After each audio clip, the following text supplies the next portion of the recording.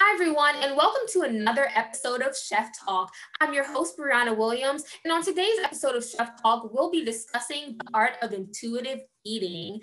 And so, to continue along with this year's theme of living the Luxe life, we want to emphasize that eating well, and taking care of your body is a luxury that we all can afford. By understanding intuitive eating, you can be well on your way to adapting a much healthier lifestyle.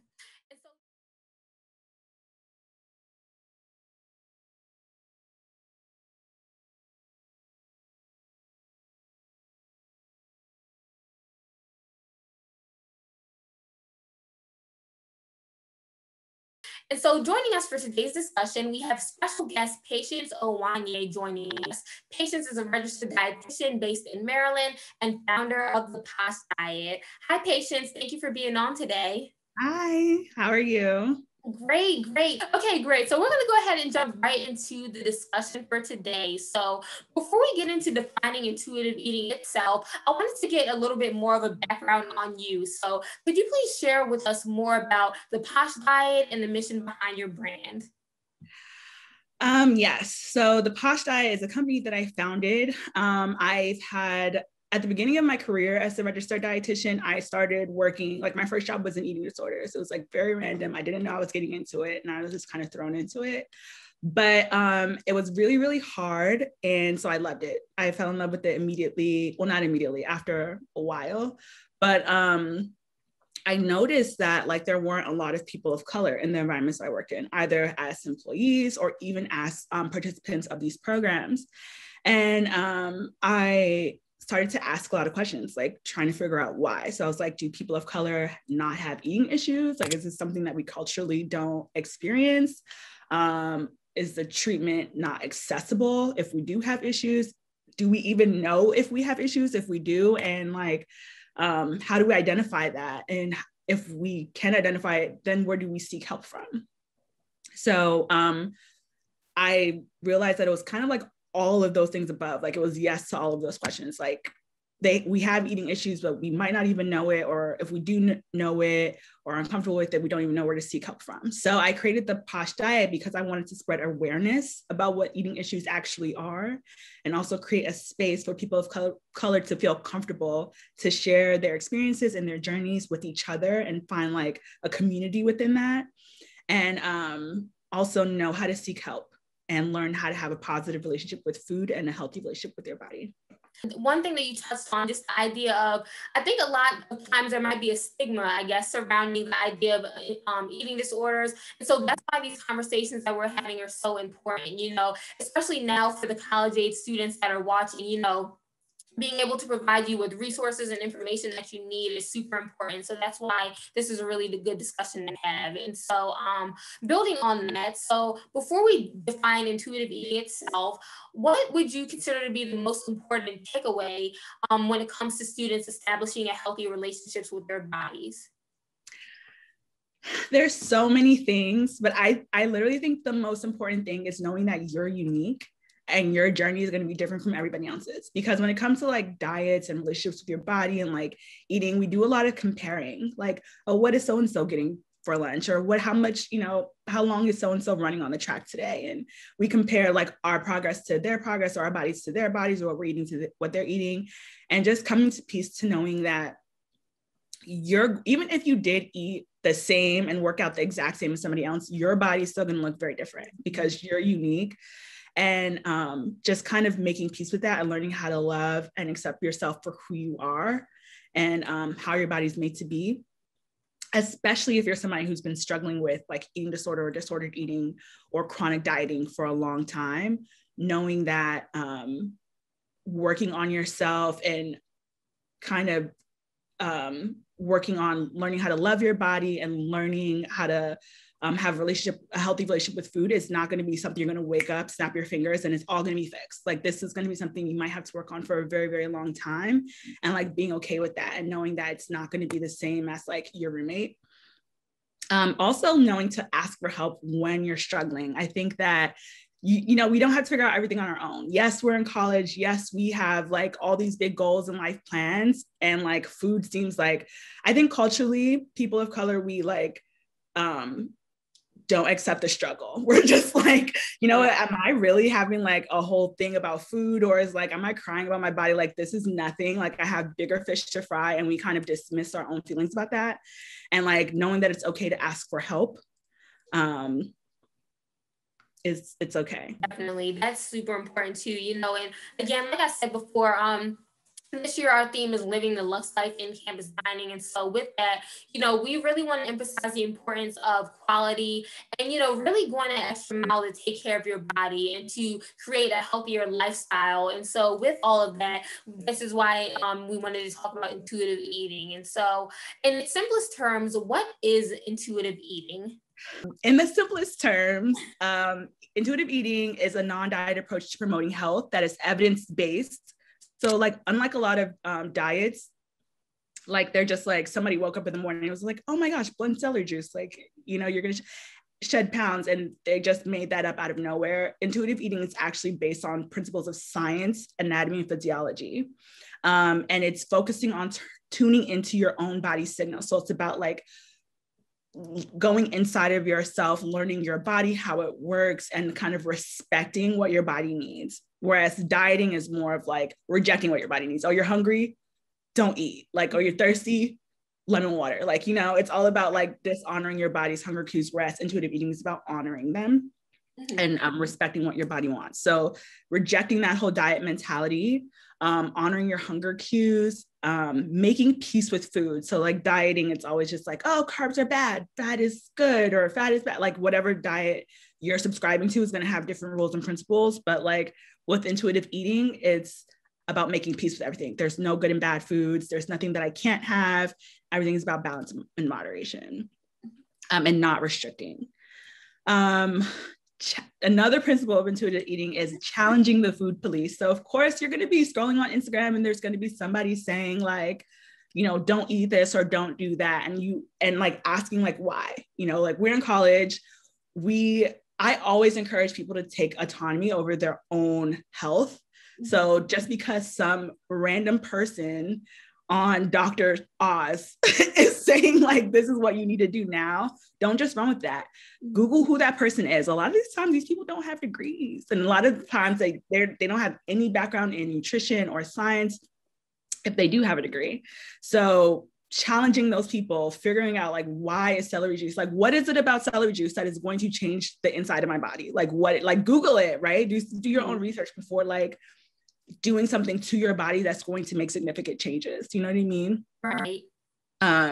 Then like respecting your fullness. So yeah, eating when you're hungry, like, okay, I'm hungry now. But like a lot of times we tend to like restrict because of diet culture. We won't eat until we're like super hungry. And then by that time we're eating like the whole buffet table before we even notice that we're full. So it's also respecting your fullness. So when you start, I always encourage people to not wait till you're hungry to eat, like not wait till you're like super, super hungry, like try to eat like when when you start to think about food, that's probably when you start to eat. So that way you're not overeating and you're able to really listen to your hunger cues. Your fullness cues, and stop when you're full.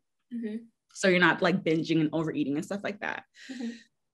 You also want to discover the satisfaction factor, which is like not just like eating like plain chicken and like boiled carrots or something like that. Right. Like also like go ahead and get in the oxtails with rice and peas, like eating stuff that you actually like, eating cultural foods, you know what I mean? Like you don't have to have quinoa to be healthy. You don't have to eat kale smoothies all day. Like you can actually eat, unless you like that, of course, I like a kale smoothie, I like a green smoothie, but you know, eat things that you like, not just because you're trying to be like healthy, you know?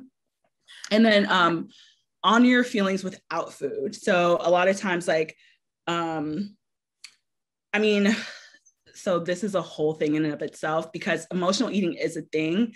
Like when we're in our culture, like if you're celebrating something, like when you graduate, right, there's going to be a big old cake, you might pop some champagne and stuff like that. It's okay to have like food that's attached to emotion. Like if you break up with your partner, you might have like some Ben & Jerry's and a pizza party for one, you know, and that's also okay. But also being able to have feelings that are not associated with food and being able to manage them outside of food.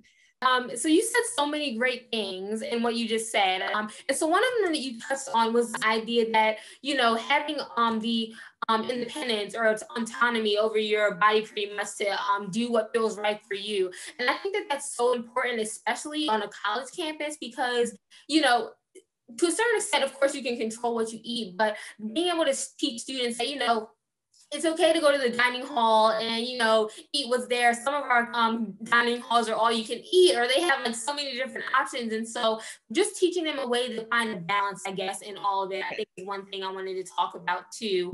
Okay. So that, and I'm sorry, you had a couple more points, but yeah. I mean, yeah, respect. It's also about like respecting your body, exercising, like not as punishment, but like as movement. And we can talk about, I think I talked about it a little bit later too. And then just like honoring your health too. Yeah. So it's like, I think people do fitness is like before and after photos. Like your size and your weight don't dictate your health, but like actually getting into the nitty gritty and like honoring your actual health. So it's not the traditional diet. It's not guidelines about like avoiding what to eat and stuff like that. It's really just like going in and honoring your body's natural state and being at a natural weight for yourself. That's great. Okay. And so the second question I had kind of ties into all that as well. So you mentioned it already about the diet mentality. And so the concept of intuitive eating rejects the idea of having a diet mentality. So could you explain the difference between a diet and a lifestyle? Okay. So yes. As a dietitian, a diet just means like however it is that you naturally eat. Like some people have like in different cultures, they eat in a specific ways or specific foods, and diet just means like your eating pattern and habits. But in society, I guess, diet means it's like a set of rules that dictate how you want to eat that's going to lead to a desired outcome, whether it's like a health outcome, weight outcome, medical outcome, or something like that. So that's like doing a 14-day juice cleanse, or doing like Whole30 for 30 days. These are like, usually the diets are kind of temporary, as far as like how we talk about it in a colloquial sense. I'm going on a keto diet, you know, whatever. They're like shorter term. Whereas lifestyle is not over a short period of time, but it's something that it's something that you're adapting to implement over the course of your lifetime. So, like for instance, being vegan, a lot of us, I blame Beyonce, a lot of us go vegan to lose weight. But it's really a lifestyle. I have so many thoughts about that, but whatever. A lot of people go vegan to lose weight, but it's really a lifestyle in that like you're not just eating vegan, but like your clothing is vegan, that even the alcohol you drink is vegan, the soaps and shampoos you use are vegan. So that's more of like a lifestyle that's pervasive over every aspect of your life. But then there's also like if you have kidney disease, or if you have diabetes, or some sort of health concern, you might have a diet that's restrictive of certain minerals or different nutrients to help promote health in your body and like maybe like slow the progression of disease. So that's like another type of lifestyle diet. But then I'm sure the lifestyle diet that most college students know about are like things like intermittent fasting, where it's controversial about calling it a lifestyle versus a diet. I think people try to separate those two things, but you know, I think it's important not to get lost in the minutia of what all these different words mean and like which one is healthy or not. I think it's always important to do what's best for you as an individual. But the intermittent fasting thing is kind of controversial because a lot of people in my field feel like it is a diet because it's restrictive of time, even though it might not be restrictive of food. But I'm putting it in the lifestyle category because it's something that's to be adapted over the span of your lifetime. That's the intention. So yeah. Right. Okay, and cool. And so this is kind of like a sidebar, but what is your take on, you know, the different bad diets that we see now? You know, and I hate to call certain things bad diets because, you know, as far as being vegan or like keto and things of that nature, you know, what is your take on that? Do you think that it's something necessary to have a healthier lifestyle, or do you think that it just really depends on the person? Absolutely not. You do not have to go on a bad diet. I think they're so gimmicky and it's so unfortunate. I mean, you have to understand, like the work that I do, I'm rehabilitating people who are chronic dieters. So it's just like, I have seen firsthand how these things don't work. You're not going to do this for the rest of your life. As soon as you stop, like you're going to be worse off than when you started, like 9.9 times out of 10. Okay. So being keto, like there are a lot of success stories, like a lot of diabetics have had a lot of success with weight loss on keto. That's down to like a metabolic issue though, like the metabolic pathway. Do you have to go on keto in order to lose weight as a diabetic or any other type of person? No. Right. We don't know that. First of all, keto is just the 2000 version of the Atkins diet. I don't know how old you are, but I know that. Yeah, back then that was the thing. It's the same thing. You know, keto was actually is short for ketogenic diet, which is a medically therapeutic diet for pediatrics, for kids who suffer from epilepsy, who have seizure disorder. So that was a diet that was designed for them to help reduce their seizures. How did it become a weight loss thing? I have no idea. I don't know. Wow. I didn't know that actually. So this is like, we're all learning together. I did not know. Yeah. But people don't lose more weight on keto than they do like just eating like healthy, balance, you know, just doing like a regular thing. I don't believe that you have to figure out, like you have to cut out food groups in order to reach your goals, you know, and keto is really heavy on fat and protein, which is very stressful on your heart and kidneys. So it's just like, I don't know about that long term. Okay, so yeah, this is something to keep in mind, you know, since a lot of students, they might be interested in those as well. But just moving along here then, because everyone's body is different, what are some ways that people can recognize their body's needs and create a health plan that works best to fit those needs? I think this is a great question. And I always recommend talking to a professional, right? And like figure out where you are like health-wise. Because I think like health, when we talk about health, we're always thinking about like what our abs look like. Like honestly, people always like take off their, like strip to their bra, sports bra and panties or whatever, and like take a photo and 30 days later or 6 months later say after like, oh, now I'm more healthy. That's not health. Like photos are not, the stepping on the scale does not dictate how healthy you are. Go to professional, get your blood drawn, get your labs done, figure out what's really going on inside of your body, do a stress test, do whatever they're recommending for you to do, and figure out where you actually are, and then figure out where you want to go, and then ask a professional to help you reach those goals. Again, you don't have to do this by yourself. There's a lot of information. The reason why I say go to a professional, like somebody who has like credentials, who has degrees, who has like experience, because there's a lot of information on the internet. I mean, we have to understand that the health and fitness industry is like, I think, a $30 billion industry. So there's a lot of people on the internet that are saying, you can find anybody to say that are supporting anything. Like there's people on the internet that will support you, like eating tissue for lunch, you know? So that's what I'm saying, like, don't do your own research, because it's hard to decipher what's real and what's fake if you're doing it on your own. So yeah, talk to somebody. There's a lot of resources on campuses. I know that for a fact. Talk to dietitian majors on your campus. I'm sure they'll love to help you. I was very thirsty to like help people when I was in school. That's what I was going to say next, you know, and even if we might be able to touch on this later on, but even if you might not have access to, you know, certain treatments, you know, there are on campus resources for students who are looking to work on their diet. You know, like you mentioned, some campuses do have registered dietitians available. And if not that, you know, a health and wellness center is available as well. So definitely check out those resources and consider those if you're looking to, you know, build a healthier lifestyle for yourself. So. Right, exactly.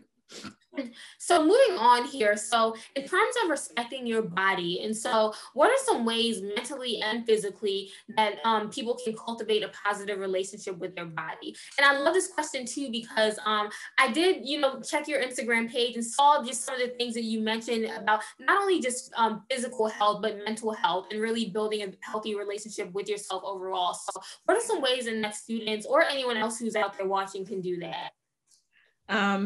Number one thing is to be kind to yourself. There's a lot of negativity in the world. There's a lot of hate. There's a lot of body shaming.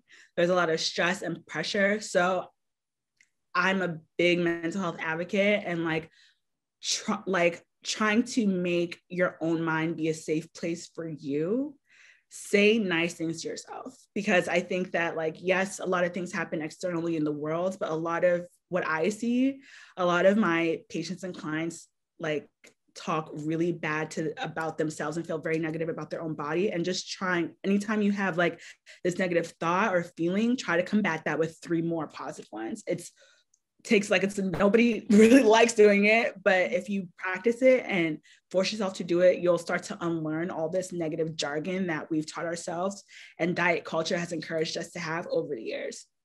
Yeah, definitely. So yeah. I'm sorry. I was gonna just add on to that. That's super important. I think a lot of times some people don't realize the way that not only how being physically healthy, that's great, but mentally healthy too.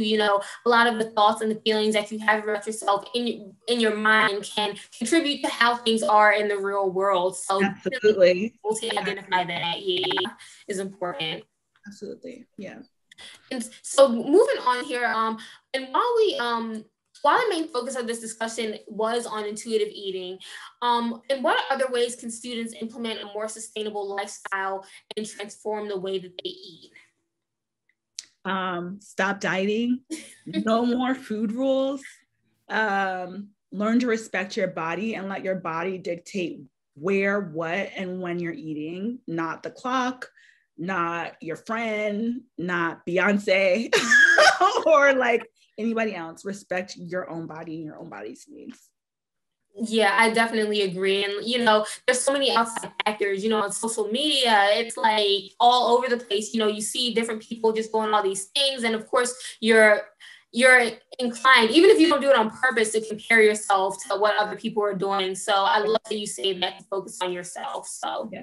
And also, just like, by the way, I love Beyonce, best performer in the world. I'm just saying, her diets sometimes get us confused. Right. Me too. I'm saying, I agree. So, and last but not least, before we wrap up, what advice would you offer to those who may have limited access to certain foods or struggle with food insecurity?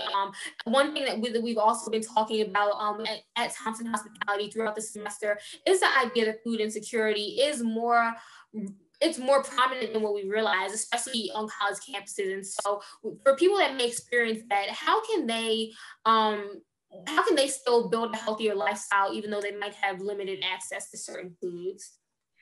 I would say definitely speak to a counselor, a social worker, or even residence life on your campus about what programs are available in your community.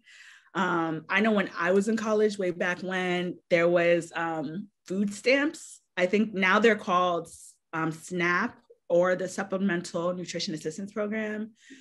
So a lot of students were able to qualify for that, and you were able to just go to the grocery store and like purchase like nutritious foods. Sometimes your college or where you live might be in a food desert, meaning that there aren't any grocery stores around. There's a lot of grocery stores that have like delivery systems. And I believe you can still use like SNAP on them too, and they can still bring them to you. Also, definitely get on Google because DC, the DMV area where I live, there's like a lot of programs, like even like farm fresh produce that they give to people who specifically like farms that have like designated produce specifically for people who are in need and food insecure. So there's a lot of programs that you can register for that. And then non-perishable food items as well. Sometimes when you go to these food banks, they'll have like recipe cards. So you're just like, I don't know what to do with the candy beans, candy corn. Like, I know when I was a student, we were the people who made these recipe cards. So they probably have students making like recipe cards and stuff like that from things that you can make from canned goods. Warning about the canned goods they have a lot of sodium in them. So like if you are using peas and corn and things like that, make sure to rinse them off before like actually eating them or cooking with them. So, but there are a lot of resources out there, a lot of government programs, especially here in the DMV area. Yeah, and I think that's super important too, because I think a lot of times people think, well, to eat healthier or to have a healthier lifestyle, I need tons of money to be able to afford the best quality ingredients and things like that. But, a lot of those things can be made accessible to you if you do, like you said, take a look at the resources that you have around you. So that's really important as well. Yeah. And again, like how I was saying before, like eating healthy is not just about eating like quinoa and kale and all this kind of stuff. you can still have like, you know, your cultural food. We can still have like mac and cheese and things like that. It's all about like balance, moderation, how you fix your plate up and things like that. There's a lot of things that you can, I was actually going to say earlier too about how to have like a healthier lifestyle is to clean up your social media. So there's a lot of people on social who specialize in teaching like college students how to eat well on a budget, how to like love your body, how to, you know, eat intuitively. There's a lot of people out here with these platforms. Load up on following them. And so you can have that kind of encouragement every day. You can have those kinds of information like just given to you for free, like every day. I think that would be helpful too. Yeah, definitely. And again, like we mentioned, it starts with your mind too. So clearing out the things that you're constantly taking in and being more aware of your surroundings plays a big role into all of this too. Yeah, exactly. And so that is amazing. And so, Patience, I just want to thank you for being on today. Again, you gave a lot of great information. And for those out there watching, stay tuned because we have a lot of other great episodes coming up this semester, including a segment on food journaling is going to be another thing that we're going to touch on. And so I'm so happy to have had you on today. And again, for anyone that's in the DMV area, you know, be sure to follow Patience on her Instagram, which is the Posh Diet, or just follow along, you know, to learn more about intuitive eating and leading a healthier lifestyle.